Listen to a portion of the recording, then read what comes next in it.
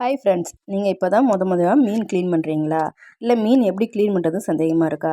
அப்போ உங்களுக்கு தாங்க இந்த வீடியோ. இங்கே பாருங்கள், மீன் ஒன்றுமே இல்லைங்க. ஒரே ஒரு கத்திரிக்கோல் இருந்தால் போதும், ரொம்ப ஈஸியாக சூப்பராக மீனை க்ளீன் பண்ணிடலாங்க.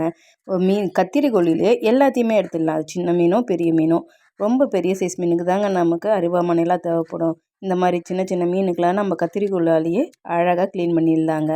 நீங்கள் பாருங்கள், ரொம்ப ஈஸியாக எப்படி க்ளீன் பண்ணுறேன்னு பாருங்கள்.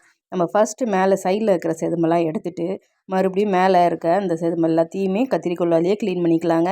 க்ளீன் பண்ணதுக்கப்புறமா மறுபடியும் அது உள்ளே இருக்க அழுக்கெல்லாம் எடுத்துகிட்டு க்ளீன் பண்ணி எடுத்து பாருங்களேன். அவ்வளோ ஈஸியாக க்ளீன் பண்ணிடலாங்க மீன். ஒரு டைம் இந்த மாதிரி க்ளீன் பண்ணி பாருங்கள், உங்களுக்கு ரொம்ப ஈஸியாக இருக்கும். மீன் க்ளீன் பண்ணுறதுமே கஷ்டமாக தெரியாது. மீனெல்லாம் க்ளீன் பண்ணதுக்கப்புறமா அதாவது கழுவுறதுக்கு ஒரு மெத்தட் இருக்குங்க. இந்த மாதிரி மெத்தடில் கழுவி பாருங்கள், எந்த ஒரு பேட் ஸ்மெல்லுமே வராதுங்க. மீன்லேருந்து எந்த ஒரு ஸ்மெல்லுமே நமக்கு வராதுங்க. நான் இது சிங்க்லேயே தாங்க வச்சு கழுவிட்டுருக்கேன். இங்கே பாருங்கள், மீனில் மஞ்சத்தூள், உப்பு, முக்கியமாக நல்லெண்ணெய் சேர்த்துக்கோங்க. அதில் எந்த ஒரு வாசனை, மீனோட எந்த கவுச்சி ஸ்மெல்லுமே வராதுங்க. என்னுடைய சேனல் உங்களுக்கு பிடிச்சிருந்தா மறக்காமல் என்னோடய சேனலை சப்ஸ்கிரைப் பண்ணுங்கள். தேங்க்ஸ்.